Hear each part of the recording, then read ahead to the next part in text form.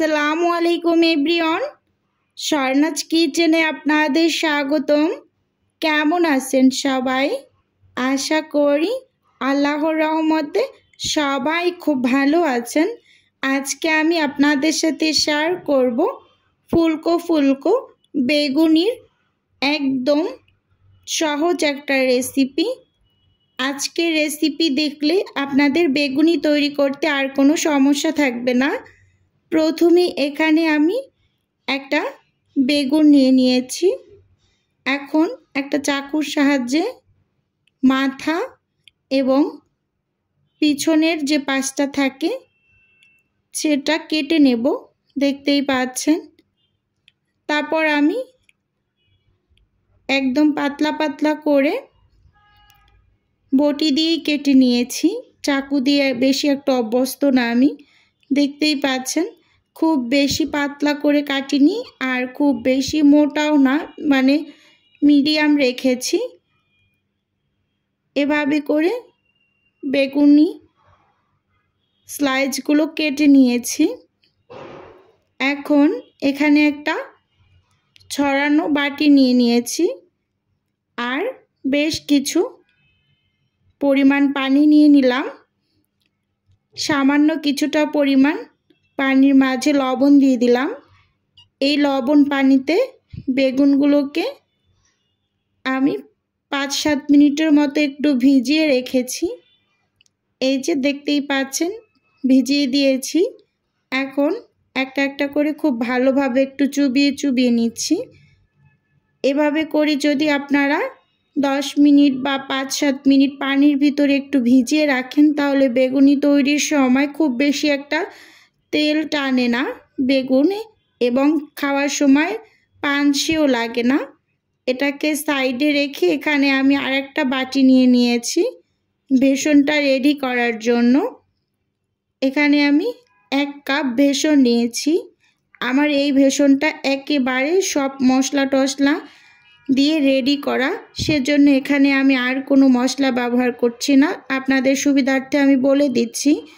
হলুদের গুঁড়ো পরিমাণ মতো, মরিচের গুঁড়ো, একটা স্পেশাল মশলা দিয়েছিলাম আমি, লবণ দিয়েছি, আর এখানে ধনিয়া গুঁড়ো আর টালা জিরার গুঁড়ো ব্যবহার করা হয়েছে।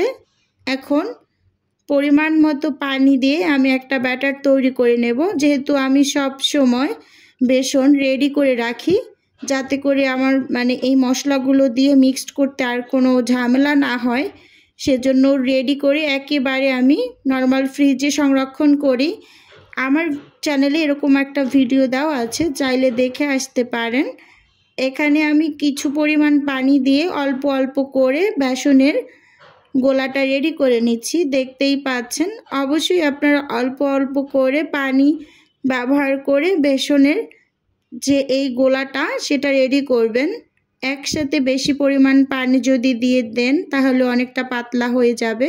এই যে দেখিয়ে দিচ্ছি, দেখুন, একটা আঙ্গুল যদি আমি গোলার ভিতরে একটু ডুবো করে রেখে দেই তাহলে একেবারে সুন্দরভাবে কোট হয়ে গিয়েছে।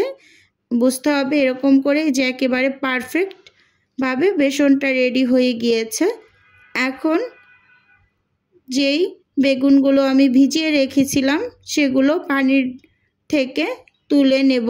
নিয়ে পানিটা খুব ভালোভাবে একটু ঝরিয়ে নিতে হবে, যাতে বেগুনের গায়ে পানি না থাকে। একটু সাবধানতার সহিত পানিটা খুব ভালোভাবে একটু ঝরিয়ে নিতে হবে। আসলে এই ছোট টিপসগুলো যদি কেউ একটু ফলো করে বেগুনি তৈরি করে তাহলে অবশ্যই বেগুনে ফুলতে বাধ্য। আমি একেবারে 100% গ্যারান্টি দিয়ে বলছি। এই যে খুব ভালোভাবে আমি পানিটা ঝরিয়ে নিয়েছি। এখন সামান্য কিছুটা পরিমাণ লবণ আর অল্প কিছু মরিচের গুঁড়ো, এটা একেবারে অপশনাল, কেউ চাইলে দিতে পারেন আর কারো ইচ্ছে না করলে স্কিপ করতে পারেন। আমি একেবারেই এটা আমার পার্সোনাল থেকে দিয়ে নিচ্ছি সামান্য কিছুটা পরিমাণ মরিচের গুঁড়ো। এটা আমার খেতে ভালো লাগে, একটু ঝাল হয় ভিতরে, সেজন্য। আর অনেকেই তো লবণ, শুধু লবণ মেখেই বেগুনি তৈরি করে নেয়। আমি একটু সামান্য মরিচের গুঁড়ো দিয়ে নিই সবসময়। এখন আমি ওই যে বেসনের গোলা রেডি করে রেখেছি, তো চুবিয়ে চুবিয়ে ভেজে নেব। দেখতেই পাচ্ছেন একেবারে বেগুনের গায়ে একদম পারফেক্টভাবে লেগে যাচ্ছে। আবার অনেকের কমপ্লেন থাকে বেগুনের গায়ে নাকি বেসন লেগেই, মানে অল্প অল্প জায়গায় লাগে, আবার কিছু কিছু জায়গায় লাগে না। বাট এই যে ছোটোখাটো কিছু টিপস যদি ফলো করে বেগুনি তৈরি করেন, তাহলে একেবারে পারফেক্টলি বেগুনি হবে ইনশাআল্লাহ, গ্যারান্টি সহকারে বলছি। এই যে এখানে আমি চুলোতে একটা প্যানে পরিমাণ মতো তেল দিয়ে একটা বেগুনি ছেড়ে দিয়েছি, আর উপর থেকে একটা খুন্তির সাহায্যে গরম তেল দিয়ে দিচ্ছি। তাতে করে বেগুনিটা দুই সাইডেই খুব সুন্দরভাবে ফুলে যাবে। দেখতেই পাচ্ছেন মাশাআল্লাহ খুব সুন্দরভাবে কিন্তু বেগুনিটা ফুলে উঠেছে। আসলে বেগুনি তৈরি করার সময় যদি বেগুনিগুলো না ফোলে তাহলে কিন্তু মনটাই খারাপ হয়ে যায়। তাই বলছি, এই যে ছোটোখাটো কিছু টিপস যদি আপনি ফলো করেন তাহলে অবশ্যই আপনার বেগুনিগুলো খুব সুন্দরভাবে ফুলবে আর বাসায় তৈরি করতে পারবেন। এখন আমি তেল ঝরিয়ে তুলে নিচ্ছি। এভাবে করে এক এক করে কিন্তু আমি সব বেগুনিগুলোই তৈরি করে নিয়েছি। দেখতেই পাচ্ছেন এই যে তেল ঝরিয়ে নিয়েছি। এখন দেখিয়ে দিচ্ছি, দেখুন বেগুনিগুলো কতটা ফুলেছে। সবগুলো বেগুনি খুব সুন্দরভাবে ফুলেছে। আজকের ভিডিও এ পর্যন্তই। আল্লাহ হাফেজ। আসসালামু আলাইকুম।